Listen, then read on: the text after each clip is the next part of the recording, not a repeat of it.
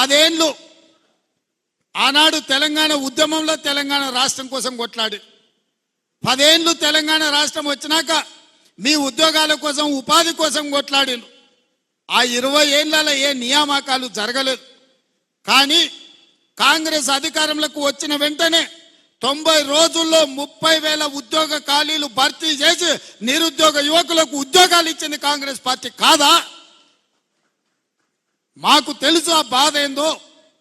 ఉద్యోగాల కోసం పిల్లలు ఎట్లా కష్టపడుతున్నారో తెలుసు కాబట్టి 90 రోజుల్లో 30,000 ఉద్యోగాలు ఇచ్చినాం.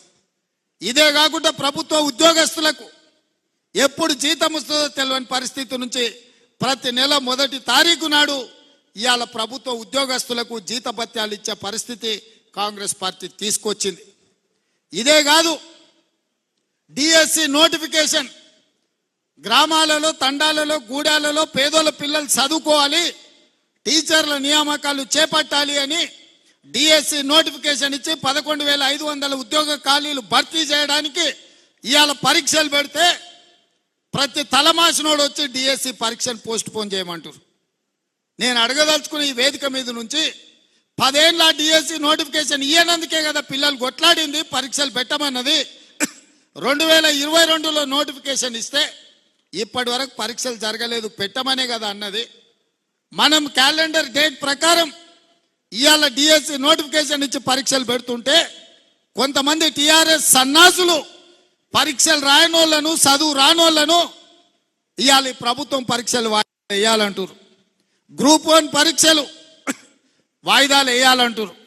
2022లో ఆనాడు 1:50 లాగా నోటిఫికేషన్ ఇచ్చి పరీక్షలు పెట్టాలనుకున్నారు. పెట్టిన పరీక్షల ప్రశ్న పత్రాలు జిరాక్స్ సెంటర్లలో ఎక్కడ పడితే అక్కడ చౌరస్తాలలో పల్లి బఠానీలు అమ్మినట్టు అమ్మితే పరీక్షలు రద్దయిపోయినాయి.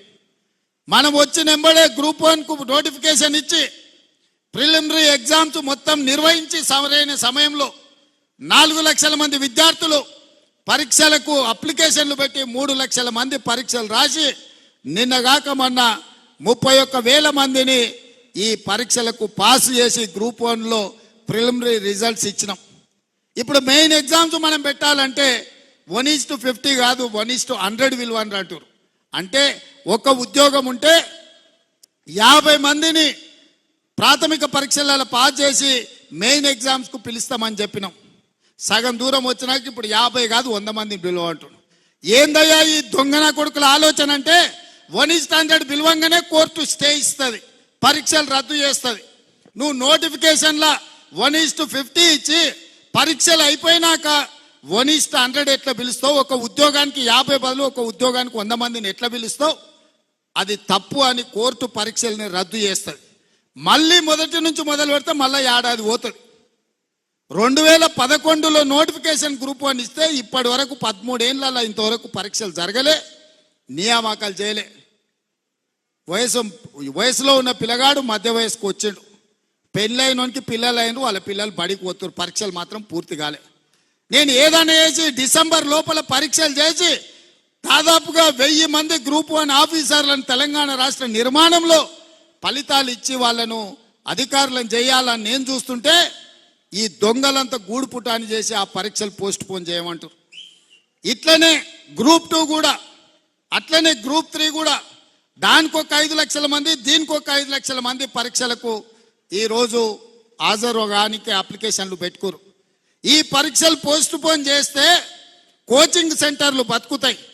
ఒక్క నెల ఏదైనా పరీక్షలు గ్రూప్ 1 గ్రూప్ 2 పోస్ట్ పోన్ చేస్తే ఒక్కొక్క కోచింగ్ సెంటర్కు 100 కోట్ల రూపాయల ఫీజులు వస్తాయి. ఇవాళ కోచింగ్ సెంటర్ల మాఫియా కొంతమంది కిరాయి మనుషులను పెట్టి ఆ కిరాయి మనుషులతో రోడ్ల మీద ధర్నాలు చేసి పరీక్షలు పోస్ట్ పోన్ చేయమని అడుగుతున్నారు. ఇవాళ మాకు ప్రభుత్వానికి పోయేదేముంది? ఒకవేళ పరీక్షలు పోస్ట్ పోన్ చేస్తే విద్యార్థులకు నష్టం. కోచింగ్ సెంటర్లు 100 కోట్ల రూపాయలు కొల్లగొట్టడానికి కోచింగ్ సెంటర్లో ఇవాళ పరీక్షల్ని వాయిదా ఏమని అడుగుతారు.